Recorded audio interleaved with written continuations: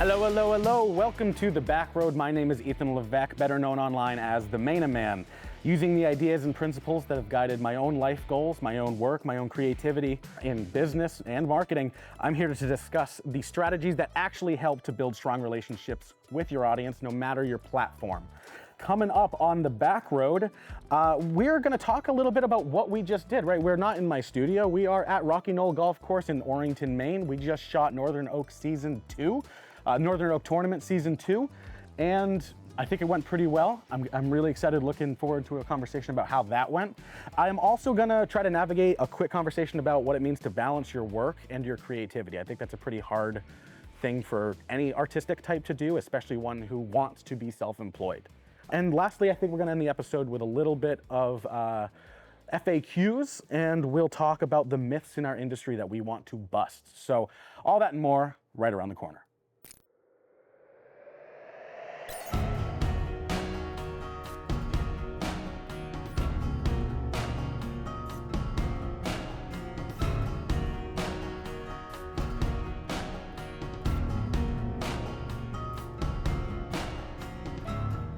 So welcome to the show. We just shot Northern Oak Tournament Season 2. How are we feeling? I think everything went pretty well today.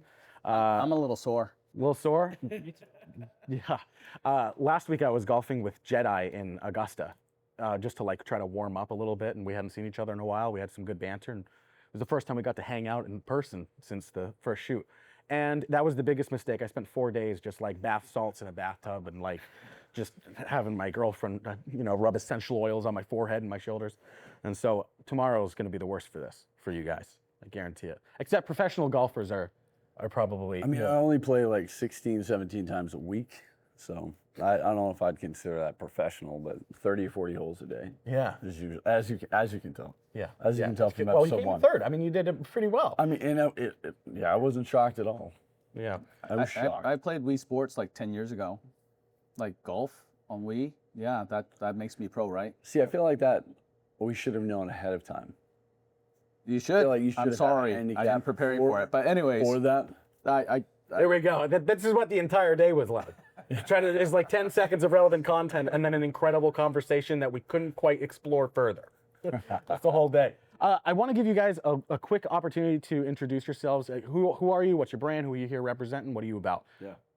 I'm Jeremy with Timbercross. I run a film and media company. We do adventure documentaries and commercials, and our heart and passion is right here in Maine. We want to encourage people to get out and explore and discover something awesome, because there's opportunities just like this today where you can get involved with local charities, get involved with your community, and just embrace the amazing things around you. And that's what we based our company around. And thanks to the grace of the Lord, we've been doing that for 9 or 10 years at this stage. So it's been good. How about you, Soubanh? well, I'm here representing. I don't know, what am I here representing? I represent a lot of things for young and new and up and coming, or even seasoned photographers and filmmakers. So I provide a production space. So I have equipment, space, and education. So I teach a lot of lighting workshops and teach people how to not be afraid of how to use lights and make their production quality much better than they can ever imagine. And to bring the next level, next wave and generation of creative professionals into our area. And I'm happy to be here to support anything United Way is doing, because my family were actually recipients of United Way when we first immigrated to America back when I was 6 years old. So this has it has a special place in my heart. At no point today you felt it relevant to bring that up? Well, there was not enough cameras around. Not enough cameras and not enough audio was being captured, so it didn't come up. Well, that's incredible. Yeah, that's unbelievable. We had a story exactly like this last year. Our production manager on set was just like, "Oh, I literally went to school thanks to Heart of Maine," and we were like, "Wow." And so, you want to like spend another 30 seconds elaborating on that? Well, I'd love to learn more. Real quick, we came over to America and we didn't speak English, and we didn't have a place to live. Food, we didn't have jobs, so because we didn't speak the language, we didn't have work. So United Way helped provide things like toys and clothing for my family when we first came, so that we can have clothes that was acceptable to live in the state of Maine where it gets cold versus living in Thailand where it doesn't get that cold. So United Way of Maine really helped us to settle here in Holton, actually, in the Aroostook County, is where we started our Maine experience. Landed in the Presque Isle Airport and lived in Holton. Wow. That's an incredible journey. And I've known you for, I think, 8 years? Yeah. Something around that. Yeah, and it's been really cool getting to know you. And like, I mean, I think you're a delight to have in our community. And so like, I'm happy that our community was the one that like kind of helped you get into our community. Well, my roots are deep now, and now I'm serving as a deputy mayor for the city of Brewer, and it's I can't imagine being anywhere else right now. And I love the people here, and I love the community, and I love the volunteerism, and it was instilled to me when I was a kid too, because the sponsorship that we had people sponsored us to help us assimilate to America, taught us about serving the community, and I think that got instilled in me, and today I serve the community as many ways as I can. Wow, great. All right, I know I bypassed you, but that was pretty. I had to dig further into that. I did not know that 8 years. I wouldn't have known. I want to learn a little bit more about you, Charles. Why don't you introduce yourself? I'm Charles LaPrade, and I'm a student over at Husson University in the video and film production program. As far as what I do right now, I'm mostly just learning and trying to soak up as much information as I can. So, graduating this year and hoping to get out into the workforce soon after. What are your endeavors? Like if you could just walk out of school day one, well, in your dream job, like what do you want to be doing? Either a colorist or a working in like commercial sort of stuff. Let's talk a little bit about the tournament, about how that went. I mean, let's see, third, fourth, last? Yes. Third, fifth, last, I think, Yeah. is how that went. Yeah, third, fifth, eighth. This was just for a little bit of perspective for people. Yeah. All in all, like in terms of like how this day runs, like the games are all made up for content. The scores are made up the same way, like the points and whose line is anyway doesn't matter. Right. It's like it helps like build some kind of a program. Yeah. But at the end of the day, like it's not the point. It's a vessel for delivering a piece of entertainment. And so, how do you guys feel balancing comedy and entertainment with nonprofit activism works in this format?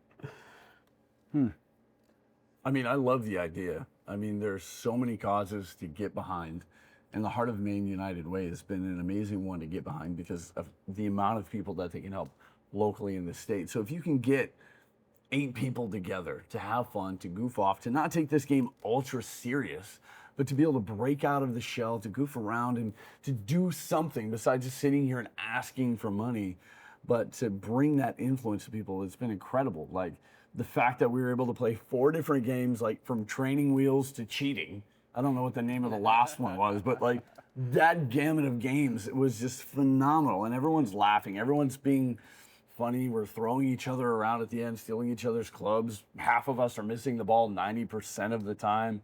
And again, for a good cause. It's not sitting here playing it ultra serious, but being able to share our personalities and our time away from friends and family and other obligations to draw attention to this cause, to be able to bring quality entertainment, to truly have fun instead of trying to overly script it. Like if we were all acting and being led to do something we didn't want to do, it's going to come across really, really corny, but you got a cool group of people together just goofing off, having fun for a good cause because we all care. We all come from these different backgrounds. So I feel like it was super powerful, and honestly, I'm grateful to be a part of it. Yeah, I am too. I count my blessings every day that Heart of Maine United Way let me in the door to their building to ask them to do this, and they say, yeah, within like 30 seconds. Like that's a pretty cool of any nonprofit, but it's also very like proof. It's proof that they are progressive and they are like willing to be modern and think outside the box to like do good, which is what everybody needs to do more of, you know?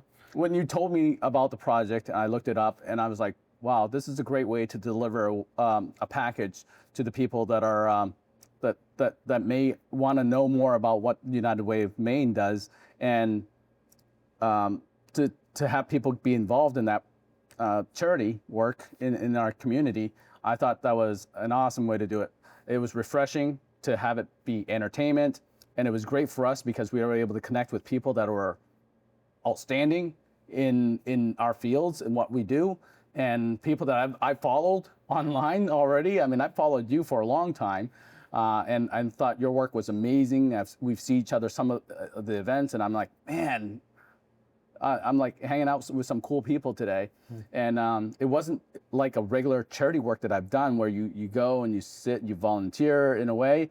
We were actively engaged. We were connecting with people that we've never connected with before. And I think we're going to make friendships that'll last a lifetime just from today. So I thought this was cool. Appreciate you asking me to be involved. And I think this is a great way a great creative way to reach out to people instead of, like you said, just, hey, donate. Yeah, I mean, last year we tried the donation thing, but the mission has always been brand awareness. We want to educate people on like what they don't know. Yeah. I had a person, pretty much for 3 or 4 years that really struggled with like single motherhood. Yep. And I had no idea that there was a program to specifically send her. But I sent her to Heart of Maine United Way, knowing that they were helpful, and they helped her, around year 3. But I didn't know the program existed. I knew that the nonprofit existed. So giving that nonprofit the opportunity to elaborate on what they do and having an actual representative, Jessica Ward, sitting here today talking about what they do, that's why I found has been missing.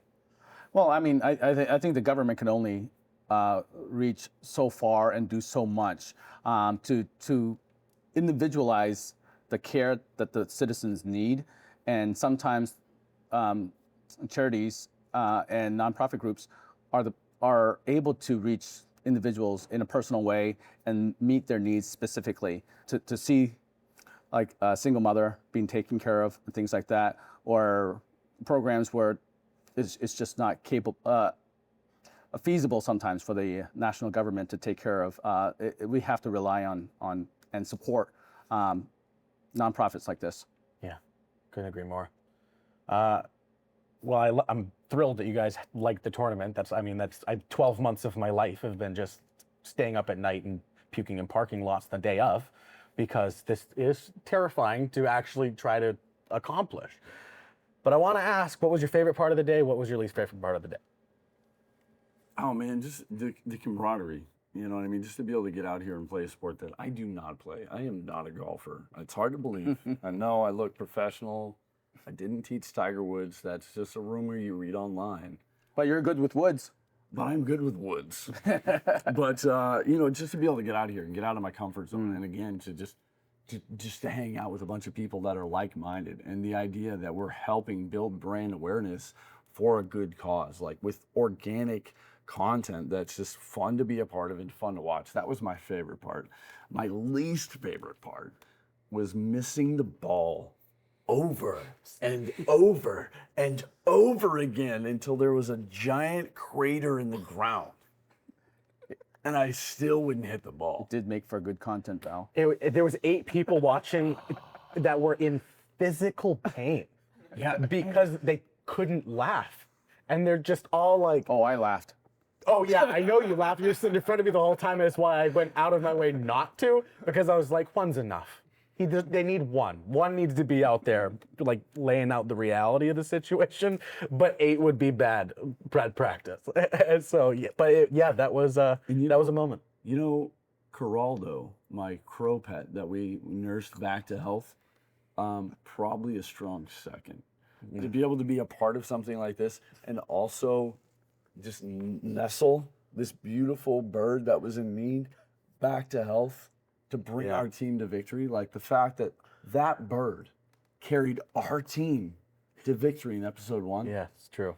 It's heartwarming. There's been rumors that someone hit that crow with a golf ball. No, it was its mother. Okay. Yeah. All right. Yeah, I'm sure Yeah, about but that. The mother hit it with a Yeah, but she deserved it. Yeah. She pushed Coraldo out of the nest early. So it's kind of like the retribution villain story. Yeah, I saw like We 4 or don't- 5 crows out there Yeah, with we that don't problem. have time for that. A lot of those were from the stray balls that went into the woods. The birds were flying, they were nested, and all of a sudden, Yeah, it was hard. It was a hard scene out there. If anyone had paid attention to episode 1, it was like there were some beautiful moments and there was some hard moments. But again, the fact that we were able, as a Yeah. team, to bring that bird back from the brink of death with a glazed donut, Yeah, incredible. it's phenomenal. Yeah. Favorite moment? The professionalism that you had here today, it was like I was at a Hollywood set. Really, I really felt that way because you guys had things in order. Could it be more tight? Could it be more? Guess what? Things happen. It's live. You know, we're trying to put everything together in one day. You guys were magnificent in my book, and you guys are the Hollywood of Maine. I think it helped that we were very low key, we were very quiet, respectable, and predictable the whole day. Yeah, every Every single day. moment, every single moment of the day. We're very We looked at the consistent. camera at the right time, and we turned on all the GoPros on the carts. Yep. Yeah, golf carts. Never did anything unpredictable once. No, we didn't. How about you? I need a high, I need a low.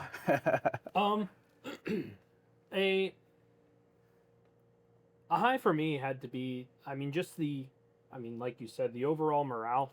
I mean, I've been here working for, 15 hours now? But it doesn't feel You did that when we're on? I'm sorry, everyone. but it doesn't really feel like sure, I'm tired, but I'm still, I'm here. Yeah. So, there's that. There wasn't too many lows. The cold was rough, especially when I showed up in just a t-shirt and shorts. First thing I did was put a sweater on you. I was like, Forgot he was in Maine for a moment. No, I just grew up here, and I'm just used to the cold weather. I guess I'll give my high and low. My high has just been watching it unfold and knowing that at the end of the day, everything, I just get to accept what I have, and I now know what I have, and I don't have to live forward knowing if it's not going to work, what didn't work. Like now I just get to know what didn't work. And so like the amount of anxiety that you start to feel as you lead up to these events, I'm sure you guys experience that. Like that can mess you up. And so it was really nice just watching it just kind of come to fruition. And even in the moments where it falls apart, that's still a good feeling because there are things going away. And being able to do it amongst friends and amongst jokes and while I'm kind of sitting here nurturing my baby and he's nurturing crows, it was it was that was the highlight of my day, is just being able to experience the fact that this exists. Yeah. After all your planning. Yeah, after fabricating it from literal nothing. Flower. Brainchild to creation. Yes. My low is that it was cold. I would really last year we did it in October. The plan this year was to do it in August, and then I just my summer got extraordinarily busy in a way I wasn't expecting, and then we still end up with October. It's I have to be devastated over this thing that literally had no impact on the well-being of the project. Right. But it delayed it 2 months. It really wasn't that bad. And even if it was a week earlier, today, the day did start colder than normal, but we're all from Maine. Suck it up, Buttercup. Well, what, a week from now it's supposed to be warm, right? Yeah, It's supposed to 70s. that's what made it fun. Yeah. The first snow of the year arrived last night. Yep. That was just my dandruff when I was combing. Sorry about that. So we've talked a lot about how we are all clearly creative types. I think that was a big theme I leaned into this year, was content creators, not just influencers, people who create content, people that are entertaining and somehow affiliated with video or online production. How do you balance your work and your creativity? Yeah, I think that it really is that balance of, taking the jobs that you need to, that pay the bills. But again, if you go down the right path, you're working with clients that have the same vision as you do. They're hiring you because of your passion. And if you can expound upon your passion and bring that to certain clients, then it's bringing that along. But it is that balance of trying to have time to just sometimes just breathe away from it all and have those passion projects, where we can be a part of something like this today, just to kind of reset, to not be the one holding the camera all the time, and just to be ourselves, to kind of goof around. And for me, it's always been really, really important to find causes that I care about. And again, my heart and soul is right here in Maine, and I want to lift these people and I want to lift these causes up above everything else and to inspire people. It literally is finding that balance to make sure you're doing what's true to who you are and what you believe in. Reigniting your passion as often as you can. Exactly. To handle the burnout. To avoid the burnout. I love that. Chew. So family grounds me. When my daughter requests time with me to go to a concert or to go out of state, to catch a flick somewhere out of state, I go with her and I black out my date. I don't book anything. right away, because if you don't do that, you're going to lose time with your family to do the things that that you're going to miss out on, like as soon as they grow up and leave the house, you know. And then the other thing is, I give myself a project, personal project, once a month. Once, it doesn't have to be big. It could be something small, a conceptual shoot, and do something that I enjoy doing, and maybe challenging myself with a new concept or idea or technique that I have done before, and that is my creative outlet. And it doesn't have to be every month. If I skip a month, no big deal. But I have it set so that I do make time for that. And if you follow me online, you see that I have so many posts, because it's not just my my professional work, but it's almost my creative work. So it adds more content for me to post as I go along. But I'm gonna put a hard, blackout date when my family needs me. When they say, "Hey, we want to do this on this date," guess what? It's blacked out. I'm not booking anything. Yeah. Keeps me fresh. Yeah. Absolutely. That's a great answer. Thanks. That's a great answer. Yeah. For me, I mean, I don't do this quite for money yet, so I don't have that experience of it being a job. But one thing I like to do with projects I do at school is every project I'll try to come up with something new that I haven't tried before, and that'll help keep things fresh, but also help keep me learning and keep me thinking about what are some creative ways I can solve a problem that I might have. So, Yeah, learning. yeah. With that, I think we're going to move into the final segment of the podcast. Stay tuned for From A to Q. So, my question, what is the thing that people think about you, your brand, your business, what you do, how you do it? What is a myth that you would like to correct the narrative of? Oh my goodness. Can I go on this one? Anybody who wants to go first. I'll go on this one first real quick. Yeah, rip into it, bro. Well, number one, they think I'm a photographer, rock star. I'm everywhere and at every place all at the same time and making a ton of money. Number one, I make enough money to take care of my family, yes, but a lot of the stuff they see me posting, they forget that I also do my collaborations and all my personal projects and my volunteer work that I do are also content. So they don't realize sometimes that some of these things that I post are not paying gigs, and that I'm just, it's all easy for me and I don't have to worry about things. I still worry about getting the perfect photo or perfect video produced, or making sure my clients that come and use the space gets exactly what they need to produce their project. I still worry about it every day and trying to perfect that and make it better. And so that's a myth that people see and perceive About you? About me, and they come and then they say, "Hey," every time I see them, that's the first thing they say, "Man, gee, you're everywhere. You do everything." I mean, not really. I mean, it appears that way because I have so many projects that I do that is not just my professional life that I post on there. That's still a creative outlet for me. Yeah. Yeah, and I can see that because the first 5 years I knew you, I only knew you as a photographer. Yeah. Yeah. And then I found out about 4 other things in one day when I met you in person when I called you once about a podcast thing. Yeah. And I popped in and I was like, "Oh, this is cool. Oh, is that a podcast studio? Wait, what is this?" I remember being dumbfounded by the other things you had going on. Right. And I would have had no clue. Right. So yeah, I have other projects going on, and people think that I live a rock star life and I travel all the time. I'm like, no, it's, social media, it does this thing where you share cool things that happen to you and you don't always share the drama in your life because that's personal, Yeah. So sometimes social media is skewed in that way into making people think that you have this life that, that isn't always that way. But when it happens, is it that way? Yeah, of course I feel like a rock star, and I get to photograph either the president or Ringo Starr or Star Wars characters and stuff like that. Those are cool moments, right? But that's Especially not when they're the same person. but especially if they're the same person. But that's not the best representation of what my daily life is like. So that's kind of a myth. Yeah.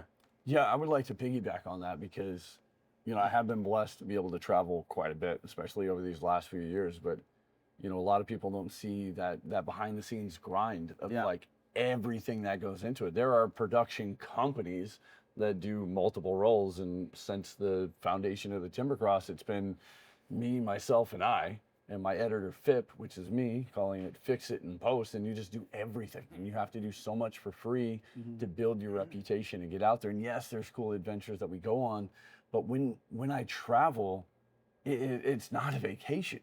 Like, yes, it's cool to see these places, but there's always, just like you're worrying about this golf tournament, you get dropped in this situation, you're like, oh my gosh, the pressure of being here to be able to document, to be able to share it, to be able to edit it. And then you leave, and then you have all the pressure of making it perfect, to be able to share it with the client, to justify bringing you out there. So you're there, and sometimes you're doing 1, 2, 3, or even 4 videos where it's like, okay, this last winter I went with a client to Miami, and we shot 3 videos in 4 days. And everyone's like, oh, it must be nice to run down to Miami and just goof off. It's like we landed at 12:30 at night. We drove for 2 hours. We went to bed at 2:30. We woke up at 4 a.m. We drove for another 2 hours. We jumped on a crab boat. We fished all day filming 1 video, got into a vehicle, drove for another 2 hours, went to bed, filmed the 3rd video, brainstormed the other video, shot the 3rd video, then headed back. And it was just constant, and you're just spinning and spinning and spinning. And then when you get back, it's nice to be home and you just want to relax, but then there's the all of the other stuff that has to happen. The deadline clock starts to tick, and deadline clock, it but starts then again. Everything that we just talked about, that work-life balance. I've got 4 amazing kids at home and the most beautiful wife in the entire world, and they need my attention. But it's that balance where it's like, sometimes I come home and everyone's like, oh, it must have been a great vacation. I was like, nah, this is a job. I take this very serious. And again, the polar bear thing is very not typical, but the whole time you're there, it's like, I love the woods. I love being in the wilderness. I find it very rejuvenating. But when you're being hunted the entire time, and that thing that you're documenting is one of many that are trying to eat you the entire time, you don't get a good night's sleep, period. So it is not a vacation, but it is a blessing to be in those situations, and that's part of that balance. So it's Yeah, well, I mean, that happens to me too, and it's like it's a location shoot. It's not a vacation. yeah. You're just on location doing a job. Yeah. Not necessarily a trip where you get to do whatever you want when you You want. don't just get to relax. No. And, have an umbrella drink, and Right. And the other part of it is it's not always well paying. A lot of times it's for a nonprofit. A lot of times it's really just pouring into people that you care about, or a passion project where you're doing these things and you're going all out on top of being all out, and then you're not bringing the money that you need in. So it just continues that grind. But again, ultimately, it's worth it to chase your dreams, to chase those passions, to be who you are, so you can put in that time. But again, like you said, social media, it does show the best of these things. But I have to say something else here too, real quick. But these opportunities that you're talking about that don't necessarily pay you what you would like to get paid, will lead you Yes. to clients that will pay you what you're worth. Yep. And then with that client, you're then able to do more good work. So don't give up. No. There's always a client that's there to pay you what you're worth, so that you can make more time available for some of these nonprofits that need us. Yeah. Need us filmmakers, photographers, content creators, to make sure that the causes that support the people, the public, is available. Yeah, again, because it's not that cut and dry balance. No, it's not. Because sometimes you pour into the situation because it's a great experience, a great cause, and it may pay off. But I think each and one of us can say that we've poured our hearts and soul into something where hasn't been the return that we've hoped, but we've can justify the people that maybe we've helped lift up. Yeah. But sometimes it does come full circle, and sometimes it takes years. Yeah. And again, the same thing with things like today, to be able to collaborate and to get to know people like this, and building these relationships you know, who knows what this is going to do down the road, where it's like, oh, hey, I know a guy. Yeah. You know, and oh, we goofed off together. Oh, yeah, that guy's still. Well, one day you're going to go on a set and you're going to bump into Charles. You're like, hey, we shot golf together. It's going to happen 8 years from now. You guys are going to bump into each other, know each other. Yeah, I hope it's not 8 years. No. What about you? Do you have one? Yeah, you both kind of like stole mine. That was the plan. That's what we tried. Yeah, ultimately, like one thing that kind of gets on my nerves a little is when non-film students at school will look at me and other NESCOM students and say like, oh, well, you guys don't have 7 to 9 page papers due, so you don't do a lot of work. And it's like, I just finished shooting a 2.5 minute film that took probably 10 hours to shoot and then another 20 to edit. Yeah. So like, it's not that we don't do work, it's just we enjoy what we do. Yeah. So This is a 16-hour day, yeah. call it. People don't talk about the 300 post-production hours that are required to do this. Right. Yeah. Yeah, that's the part that nobody has any idea about. Yeah. So it may not be the same kind of work, but it's still a workload that you have to deal with. Yeah, and it's a lot of work too. It just so happens that I enjoy, you know, the entire process, and they don't enjoy writing. So like But that's the importance of chasing a passion. Yeah. Like when you're passionate about something, like I can't tell you the last time I worked a 40-hour work week. Like our last video shoot, like yesterday, I was up at 1 a.m. and I had to get on the lobster boat by 3:30, 4 o'clock. We didn't get done until 7:30, then another hour and a half ride home. It was like a 21-hour day. That was yesterday. And then what? We're up today. I slept in, you know, till 5 o'clock to get here. Must have felt nice. It felt amazing. That 4.5 hours was so good. But like, that's the thing, when you're passionate about something, you're able to put in that extra effort. So like, continue to chase it, man. Yeah. Color the world. Oh, I'll do my best. Yeah, that might have to be your new slogan. Coloring the world. Yeah. Trademark Timbercross Incorporated. Can I buy that off? Yes, you can. Yeah, but if you wait past Wednesday, it's gonna be. All right. Oh, that's good. Yeah, man, that's 2 of those bus laughs you got for me today. I think if I was going to try to summarize the thing that I think that people are completely misinformed about, at least not necessarily about me, not about my business, but about like the marketing industry as a whole. Because content creation is like, it uses the marketing principles, right? Like social media uses it exists as like, yes, it's a communication tool, but communication is completely all over the place when it comes to marketing. Like marketing is a specific type of communication, right? And so marketing is involved in so many of these aspects of the world. And so I hold a lot of hats in multiple avenues of that industry, right? And so I do weddings, I do commercials, I do web design, because I make video and photo assets for websites anyway, might as well just design the site too. You know, and we're doing audio engineering, we're doing podcasts. There's just so many options and opportunities for me in the recreational world, in the, I guess the industrial world. Like there's just so many things that you can do, and I do so much of it. And so my problem isn't that people think I only do one thing. I like that because it means they know me for a thing. And then I can capitalize on that, or I can manipulate that into like a resource for somebody else, or I can just call on that 3 years later when I go, hey, remember that time we did this thing? Wouldn't it be fun to do it a second time? Or we're doing something similar, come join. It's a great opportunity when someone knows me for something. But then they come to me and they ask me for a very specific thing that they want, and they never even have any conversation with me regarding the thing that I would recommend. And so much of the work that I have to do is swallowing the right thing to do and swallowing what is best for a client because they're not giving it to themselves. And I think that if people just like gave the creators that they wanted to work with, the influencers, the filmmakers, the web companies, the marketing design companies, and just gave them the opportunity to say, this is my problem, this is this is what I think success looks like, what would you do?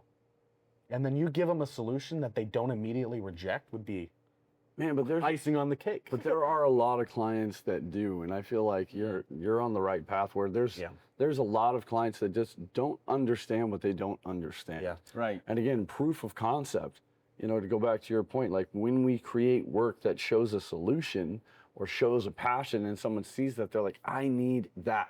Just like this tournament. Someone's like, how do I get my brand out there? Like the natural marketing organically that is possible from an event like this, with the 8 people that played, with the crew that is here, all of the content is made. In theory, if shared appropriately, that web can be massive and it can reach in an organic way where it's not selling somebody something, but it's providing education and entertainment, which are dangerously wonderful together. So, and there's not a lot of, I can't think of a whole lot of other like campaigns that do. There's golf tournaments for charities, and but when is it a private filmed event? Like, I really think that this is a cool thing that people should be doing a little bit more. This is very unique. I love your approach to this altogether. I think entertainment, fusing entertainment with education, in branding a nonprofit. I think it's a brilliant way to approach it, and that it's easily consumable versus just one of these telethons and things like that happen, Yeah. It's nice that happens, and it is profitable for some of these nonprofits, but to have another entertaining outlet and then also the opportunity for other industries to see, hey, what is happening, what is working, and maybe they can join in and do another creative project that is similar to this, or maybe not exactly, but I like the concept of it. That's why I'm so excited about the next one. Like the fact that you're doing a underground fight club with the same 8 contestants from the golf tournament, where it's going to be bare knuckle, full on, like that. That's going to be huge. That's going to be incredible. I'm really excited for that event. I heard Emily boxes. Yeah, I know. Yeah, we're in trouble. Yeah, I heard someone said there's no way that I can beat them in Wii boxing.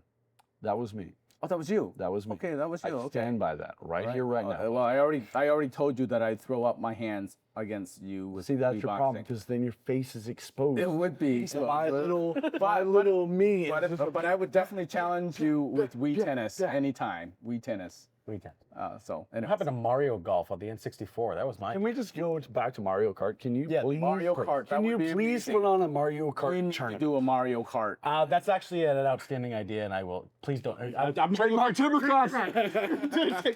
You all heard it first, right? We are definitely going to be on the longer side of this podcast episode. They're usually around 30 minutes. Last year we did this at an hour. I think we're probably going to be running 40, 45. Great job, everybody. Thank you to the crew for sticking it out. I know Rocky Knoll is probably getting ready for us to get out of here. So I just want to quickly wrap this up and say thank you so much for being here, especially being willing to stay an additional hour and a half after what was already a really long day. And a 21-hour day prior, and probably an outrageously busy day prior for you. Yes. I know it was for me, and I hope that yesterday you spent probably 10 hours in editing. That's what I hope for you. Yeah, of course. Thanks for walking the back road with me. I've been Ethan Levesque, here to help you accomplish your business, marketing, and creative goals, and remind you that you can get there from here. What do you mean you've been? Are you changing your name tomorrow? This has been. I've always been curious about that I phrase. have been Ethan Levesque. I'm no longer going to be, but I have been in the past. I don't know where that phrase originates from, but I rewrote that works. 1,000 times, and I'm like, no, it has to be Ben. I've been. Ben. I am. This is Ethan. I've Ethan Ben. We were talking about living in the present, right? I am. No, this is Present. This is the one and only yes. Ethan Levesque, brought to you by